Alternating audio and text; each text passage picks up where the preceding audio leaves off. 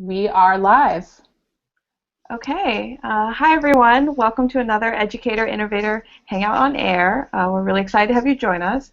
I'm one of the hosts for this Hangout. My name is Paulina Haduong, and I'm currently a fellow at the Berkman Center for Internet and Society at Harvard, focusing on issues of EdTech and privacy.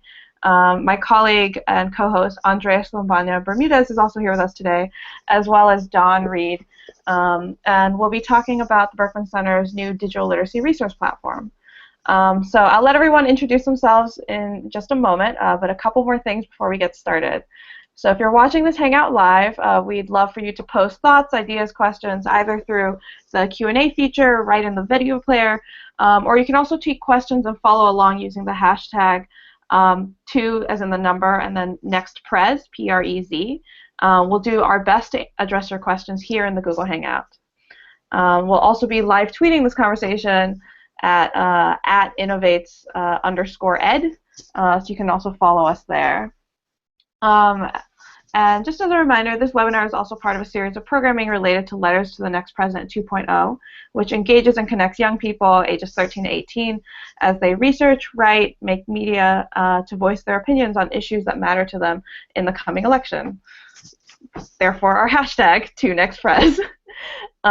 So this webinar will be available later as a resource on letters2president.org, where you can also find many other resources and opportunities related to the election, as well as writing and digital literacies. So why don't you all introduce yourselves? Andreas, would you like to start? Sure, thank you, Paulina, and hello, everybody. My name is Andres Lombana-Bermudez, and I am a fellow at the Berkman Center for Internet and Society. I am also a research associate with the Connected Learning Research Network, and I'm happy to be here and tell you about the DLRP, or Digital Literacy Resource Platform, and have a discussion about issues of education in the classroom, outside the classroom, connected learning, and other things. Thank you. Dawn, would you like to go next?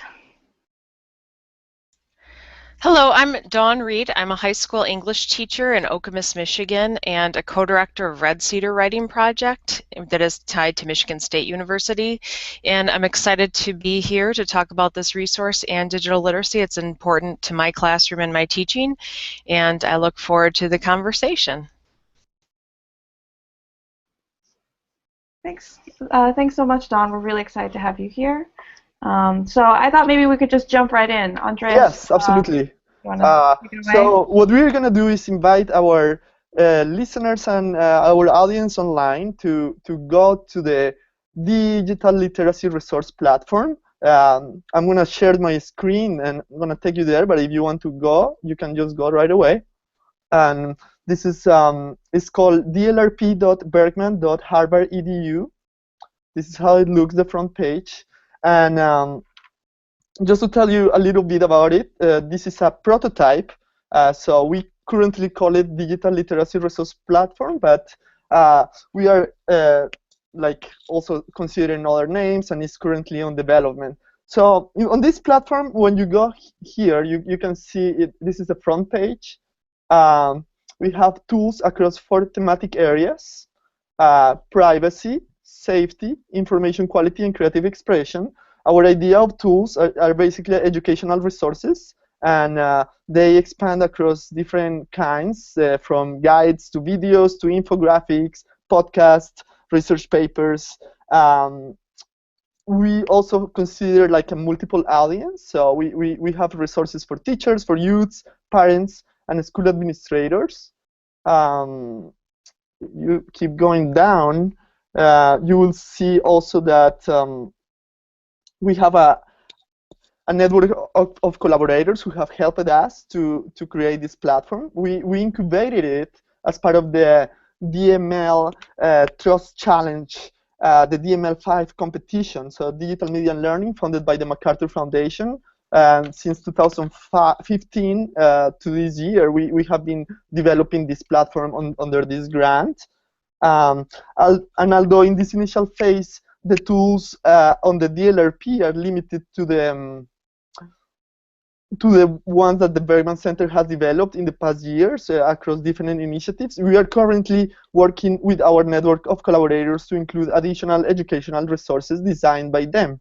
So why not? I invite you to go up to the.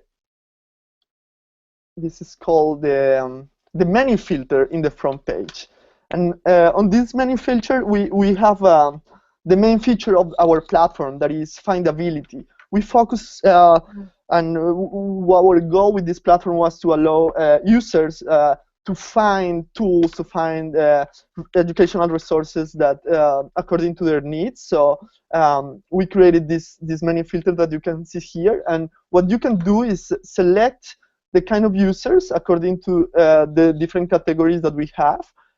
You can also select the kind of tool um, in the second panel, and then in the third option you can select the theme. So the themes are the four thematic areas: privacy, information quality, creative expression, and safety. I'm gonna select privacy because for the trust challenge has been one of our major focuses, and I'm also gonna select here any. You can also select any tool, and when you click find, you immediately go to this page that we call it the query page. I'm gonna zoom out so you can see how it looks. It looks like a grid, and here what you can see is we display a lot of tools, what we call our educational resources in a grid, and they are organized according to the date, the release date. So the ones that appear on the top have been the new ones, and they also show like the kind of thematic area. You can see here, for instance, privacy, safety. There are also like titles. And one thing that you cannot see yet, but next week is gonna be live, is like when you hover across on the top of these boxes or these squares, you will see contextual information for each tool. On the top of the screen, you can also see this menu that we call it the live filter menu, and it allows you to change on the fly the kind of tools that are displayed. So for instance, if I want to see podcasts for the same selection of teachers and privacy tools, I click the label, and it shows me we have just one tool that matches that kind of filter. So it's called Understanding Digital Trash. If I click the research papers, of course we have more. If I click informative video, we also have a lot of videos. So our tools are diverse, but they are not equal to, we don't have like the same number for each one. And it seems like my computer is getting slow. Oh, it just jumped into something. Let's see, we also have guides, COPA FERPA guide, educational technology and student privacy guide, curriculum, and infographics. Oh, it turns out we don't have infographics for privacy, and this is what happens when you click a selection that we don't have yet for our tools. However, we have creative expression for teachers and infographics, and this is one tool that we wanted to show you. It's called the Fair Use Infographic. When you click here on those boxes, on any of those boxes, you go immediately to something that we call the tool page. And here, for instance, you can see it looks almost like a blog, but it's not a blog. And then you see a title. You see the body, a little information on the top describing the tool. Here, of course, it's an infographic. So you have like a JPEG image or a PDF that is embedded on the page. By the way, this tool was designed with the NAM, the teachers, the National Association for Media Literacy. They also are related to the National Writing Project, and it was thanks to our network of education innovators that we were able to collaborate with them in the making of this infographic. We did a focus group that helped us a lot. When you go to the bottom of the page, you find categories. If you click these categories, you will go to a page that displays all the tools with that label. You keep going down, you find a link so you can download the tool and also the release date. And now let's go to the top, because also very important in the tool pages is that either if it's a video or if it's a research paper or anything that is a tool, on the right side you find something called related tools. And this column that you see here on the right side is very important because also allows you to find tools related to the one that you are watching. So for instance, related to the fair use infographic, we have curriculum models, curricula called creativity in online spaces, perspective. We also have guides, for instance, a fair use for teacher's guide. We also have basic concepts of copyright law, creative approaches and alternatives to copyright. If you keep going down, you see videos and also podcasts. That one of the outputs of that collaboration with NAMLET teachers was actually how fair use works, an interesting podcast that we developed. That said,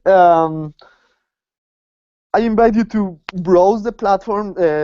Perhaps teachers watching Education Innovator webinar today would be interested in checking out the COPA FERPA guide, the videos about recommendations for K-12 cloud-based education and technology and student privacy, also the podcast of Understanding Digital Trash, and also, of course, the new modules of the privacy curriculum that we are developing.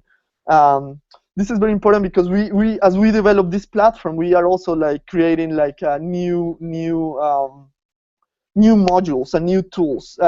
And currently we are working on privacy safety curriculum and also resources for parents among these tools. Also, like we are working on a video about fair use for a general audience. And finally, it's worth saying that we envision this platform to evolve. We are continue iterating the design, improving its functionality, adding new tools to our existing collection. We would like to implement features that allow users to provide different kinds of feedback to us and to interact with each other. So far, we just have this contact form, but it's very simple. But I encourage you to fill it and send us like any requests, questions, suggestions that you have. We are also exploring ways in which we can create and host tools created by our networks of collaborators and teachers around the world and support more collaboration and participation on the DLRP.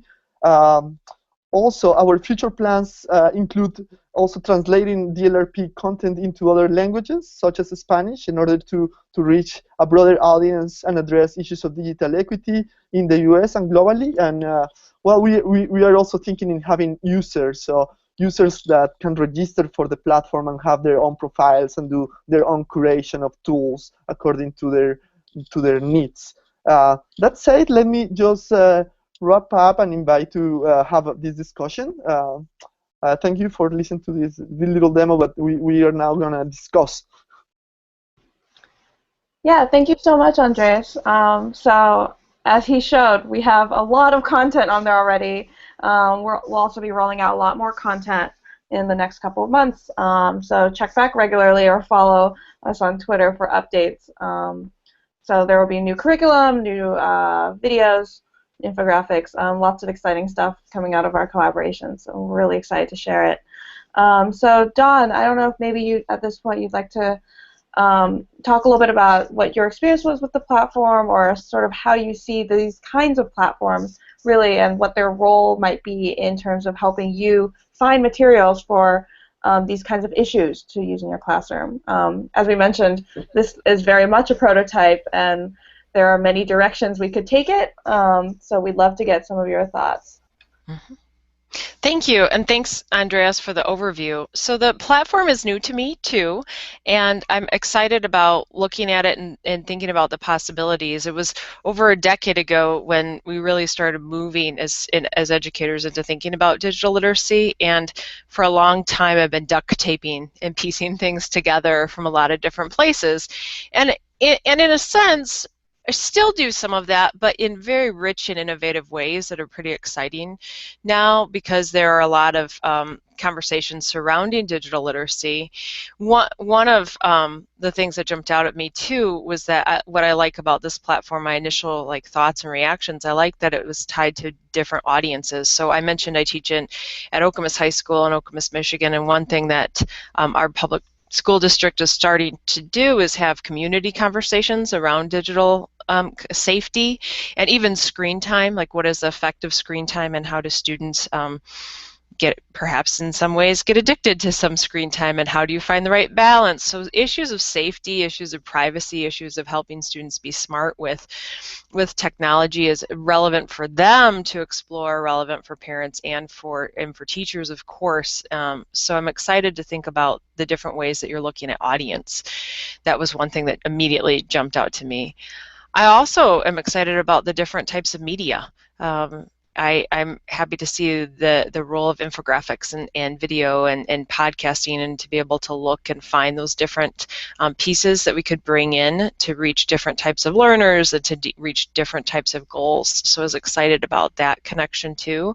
And I think in many ways, looking at issues of digital citizenship, looking at different media ways to communicate information can help us when we work with students for a variety of reasons. First of all, the different learners, as I mentioned, but also it allows us to have curriculum that students can engage with, so that we can encourage them to be active digital citizens and to be involved civically, and to be involved and to be thinking about these factors when students are creating their own media, when they're engaging online.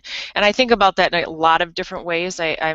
My classes are involved with Youth Voices, which is an online platform that I work with other NWP teachers on, youthvoices.net, and we have a lot of conversations where we integrate different resources that students can use and talk around, and it's essentially blogging and discussions, and also missions, and in which students have common shared curriculum across students across the country. So we've tried to pull in different resources from places such as the work that you're doing with students. And then I also think it ties very strongly to letters to the next president, where students are thinking about the way in which they are engaging in their own civic voice. And in order to do that, they need to have a lot of these scaffolds along the way. I was thinking about the different thematic areas you have: privacy, safety, creative expression, information quality.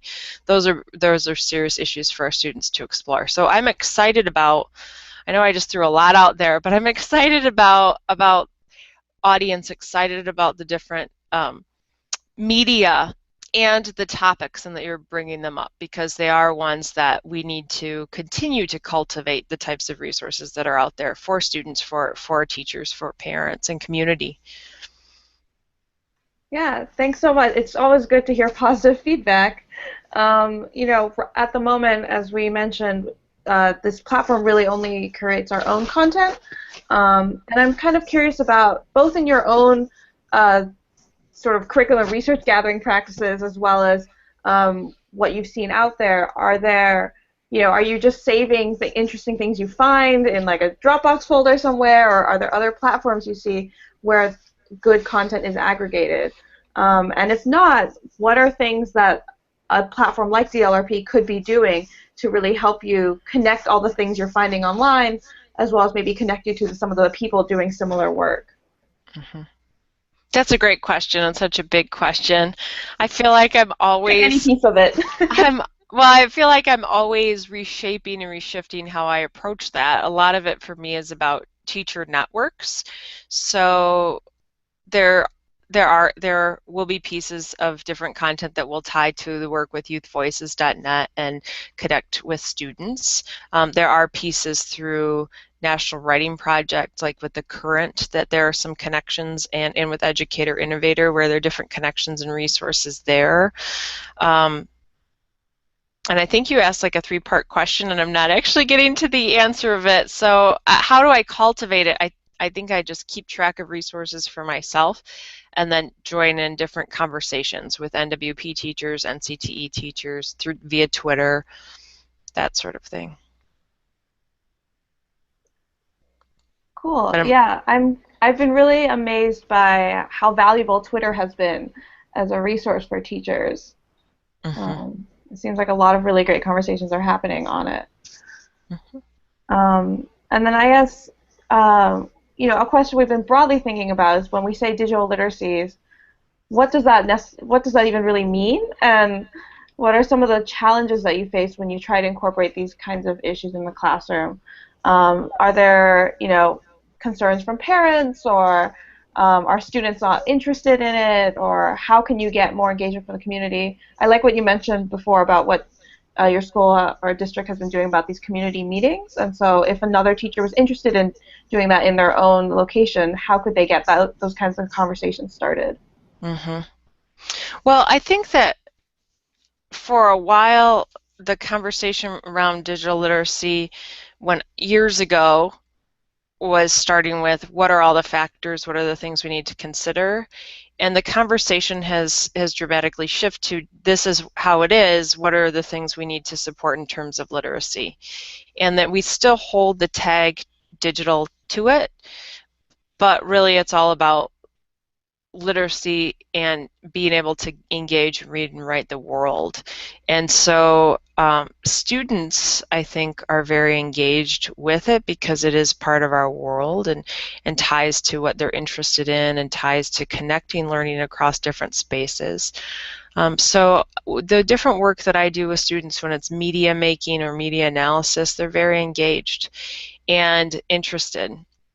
And they also recognize that they need to think about things like a digital footprint, or how do I represent myself well in an online space, and how do I make sure I'm being safe in those in different spaces. I talk with my students, for instance, we talk about password literacy, and whenever I talk about that with them, I said this is something adults struggle with because we are now in online space. This is the way that we live and we operate. How do you manage everything? And so I realize that there's probably a range in which people engage with that in their classes, but I feel if I do not actually address some of these things with students, I'm not doing my job. Because yes, I need them to be critical readers and writers, but critical readers and writers in our world includes being engaged in online spaces and being digitally savvy and digitally engaged. They just need to know all of these pieces and engage in it. But also, I think there's an opportunity too for voice. Students and have an opportunity to put their voice out there and do a lot more than ever before, largely because of technologies, and they have those wonderful opportunities to connect.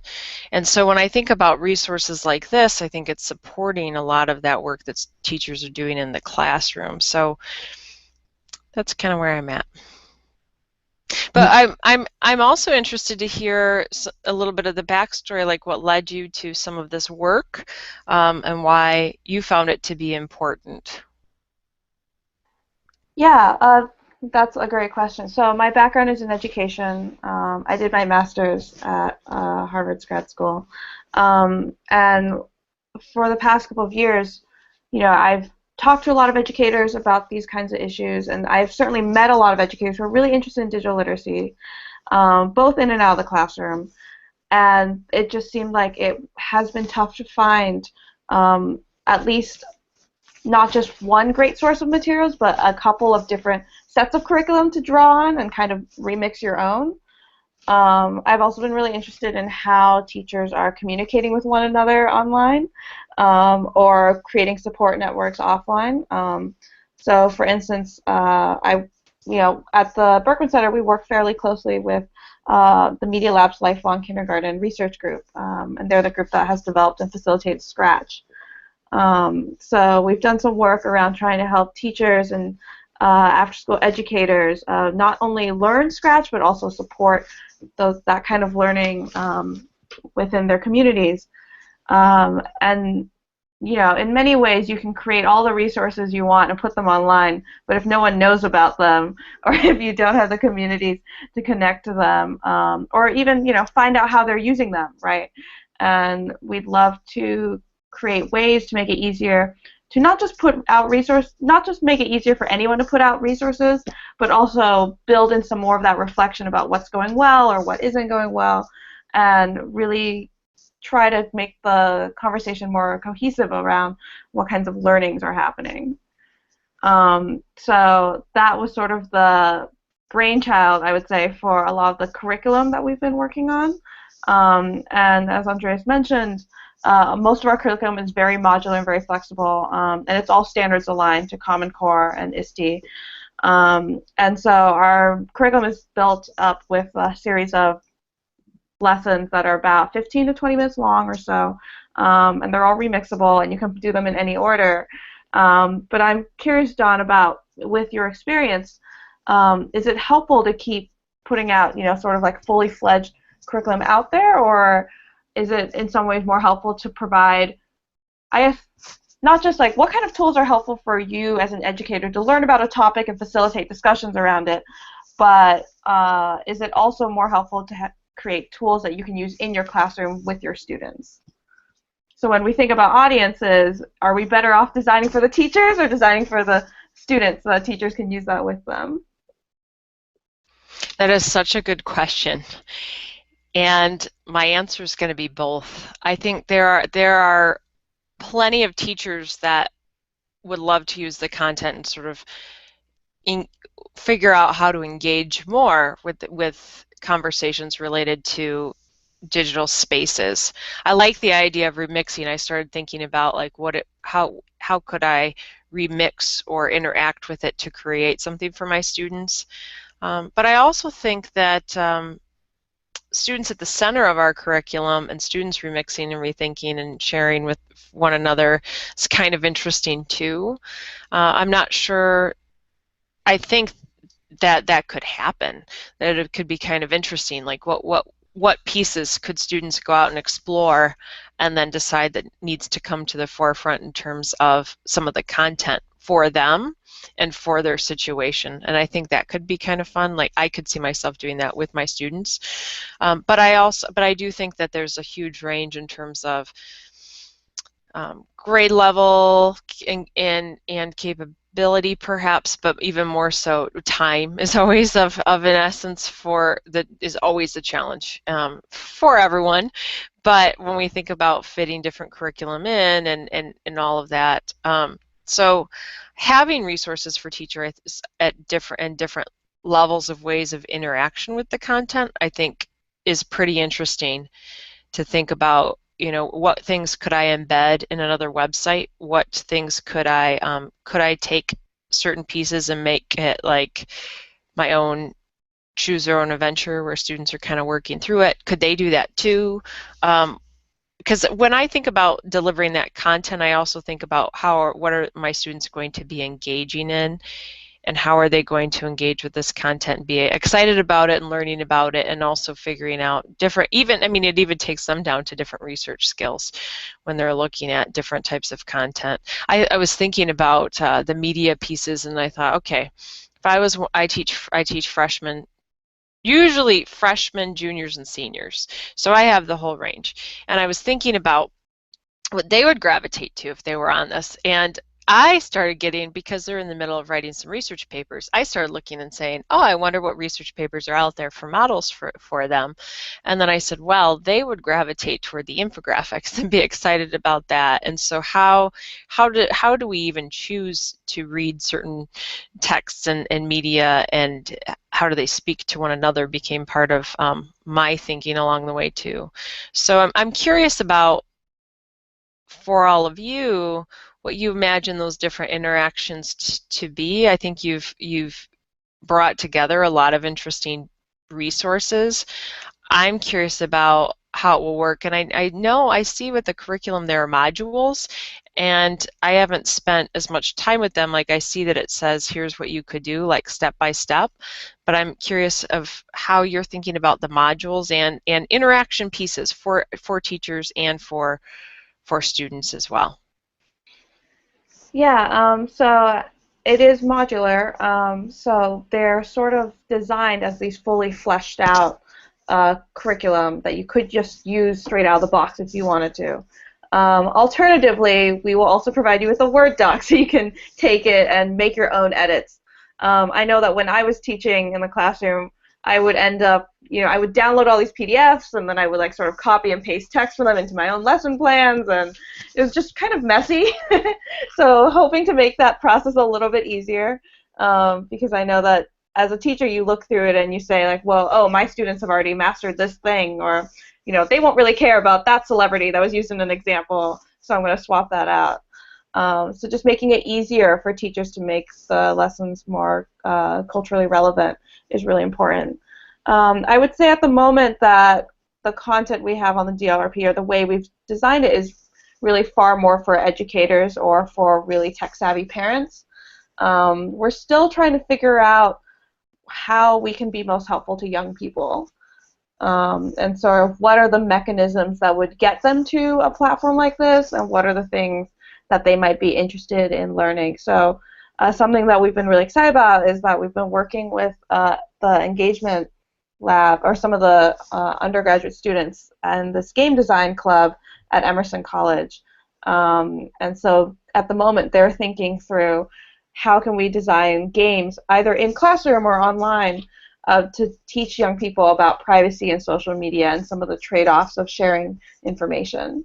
So it's been fun to also work with students and talk to students about these kinds of issues, and to have undergrads say to us like, oh, like, I thought this was so simple and obvious, but now that I think more carefully through it, it's actually pretty complicated. And in some ways that process has also been really rich in terms of thinking about how could we create curriculum around getting your students to make these kinds of games and really involve the process of making with the conversation about social media. Yes, I will add that also, like, the issue of having these different media formats and different types of tools, as Dan was mentioning earlier, creates like this kind of appeal to different audience as well. Like the infographics or the videos or the podcasts could be more appealing to youth, and even if they are like categorized as for teachers or for school administrators or for parents, we are encouraging like people to also be curious and grab the resources for teachers and use them, hack them. It's like this is one of the, I mean, you can see like the multiple audiences as a criticism or as something that is positive. We see it as something positive because we also think that there is a need for creating more like cross-generational experiences. So for instance, we need to cultivate the use of these resources also in the families and at homes. It's like also we are not thinking only the resources that are only designed for schools or for the classroom. Thinking about out of the classroom, what we envision is that people can take these tools and take them to the library, take it to your home, take it to your friend's house, and empower them with this capacity of like trying these activities, or like using the infographic or watching a video. So the issue about audiences also means that we see them as something that overlaps, and they are like the boundaries are blurred. We want them to mix as well.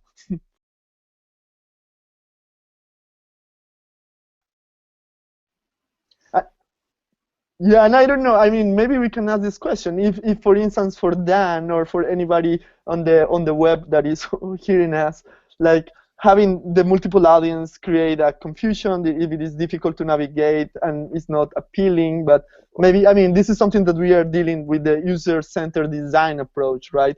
If is this platform designed for teachers, or is it really appealing for youth, or it works for parents, or those things we have been in discussion with other designers who have like asked that questions, especially in terms of the language, terminology, the areas, just the categories, right? Because we organized this with a taxonomy and added metadata to all our resources, but maybe that metadata only works for teachers or for parents. I don't know. We are under that discussion. I'm excited about the multiple audiences. I think that is a move that we needed to make, and as educators, when we really are talking about privacy and safety, and we need to model that for students. I mean, we know that it's important to model our reading and writing habits with students as educators. And I think that it comes naturally for us to say that means we're reading together or we're writing together, but we also need to model that in terms of how we operate in a digital space. So like for my students, we do work on how do you create a professional online identity? A couple months ago, I was fortunate to be on an educator innovator conversation with some of my students, and they were so excited because of the professionalism of this. And so we talked about, you know, where are the different spaces that you're represented online.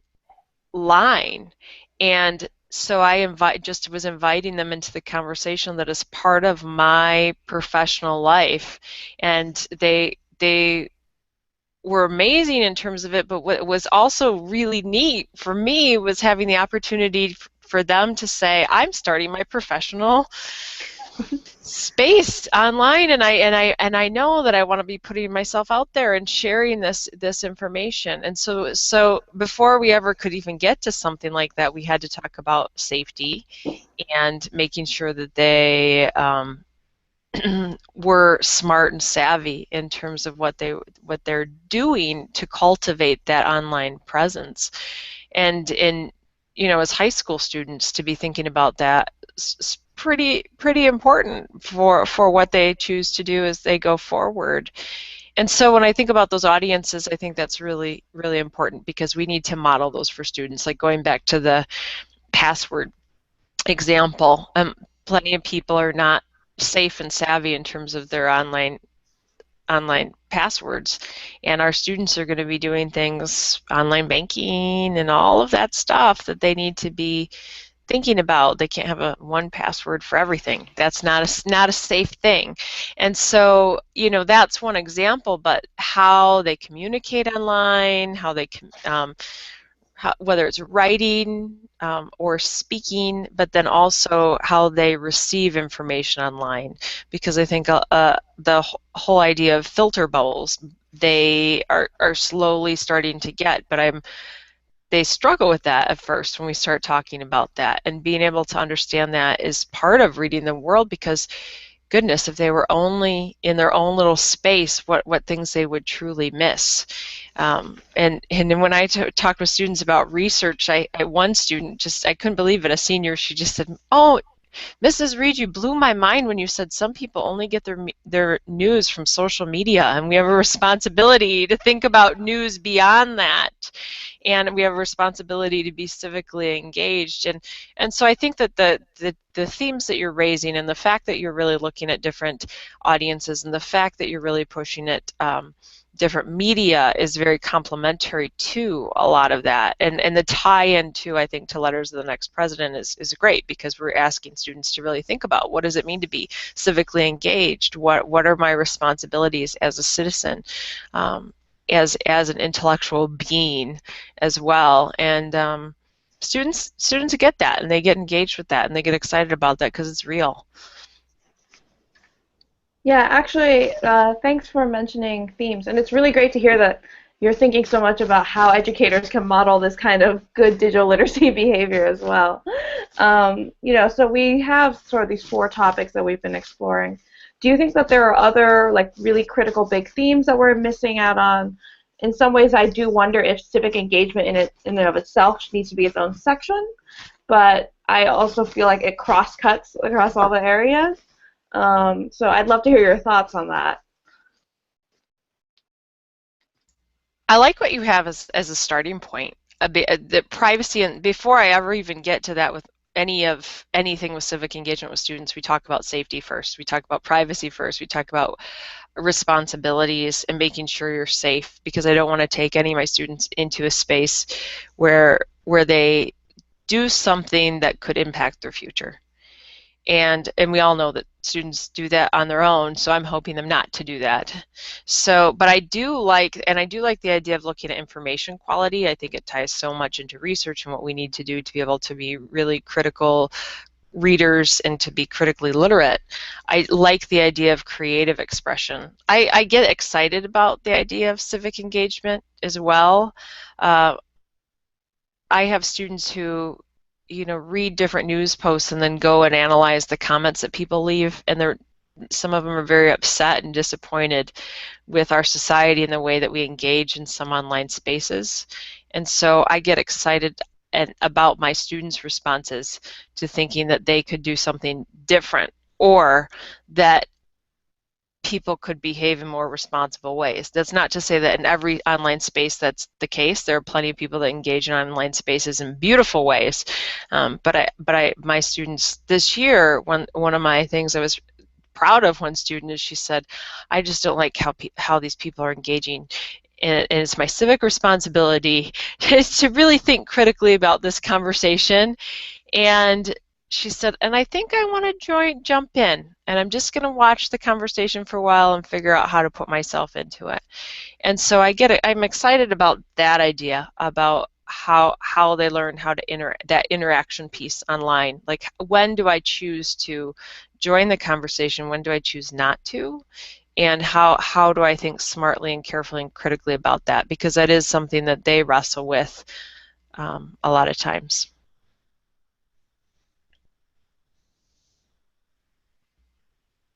Well, yeah, it's so exciting to hear that you have these students who are having such positive experiences and realizing that they too can have a space and a voice in the conversation. Andres, do you have anything else you'd like to add? I was wondering if we could touch a little bit this topic of civic engagement and digital citizenship, and actually what does it mean to be responsible in the digital age, right? Why is important that we also cultivate this kind of skills that make people, like young people, parents, teachers, to be aware of rights and responsibilities. What are the outcomes of having this beyond just the classroom, right? Like, why is this important, and how digital literacy and these tools can support that kind of engagement? And it's kind of very open, but I just wanted to bring it on because it's kind of important. Mm-hmm. You know, for me, it's about the way we live and operate in the world.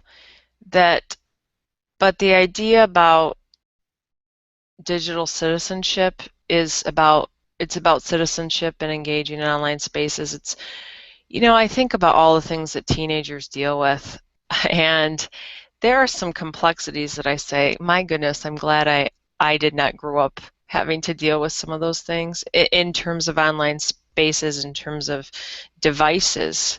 But then I stop and say, no, this is also really way cool. So a lot of it is about helping them learn how to interact with each other, because there is a lot of drama in high school that goes on related to online spaces, and that also carries over into other places. And so, you know, there are always numerous stories in the news about this. So for me, the basics is thinking about how we become good digital citizens because we're good citizens, and how do we engage with texts and the realities of our lives because we need to be able to process and take in important information, but also because we need to be able to put out and produce information. And what does it mean to be able to be a prosumer, be involved in a prosumer society? All of those issues, I think, come up again and again, and we hit a lot of different learning targets that are relevant to students' lives every day.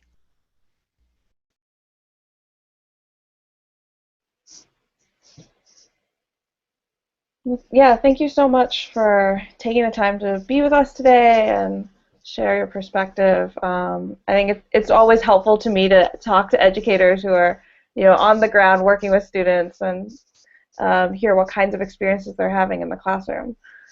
Andres, do you have a couple more points of wrap up, or I know we're almost out of time? Yes, we are almost out of time, so we want to take this last minute to thank our guest that Paulina already did.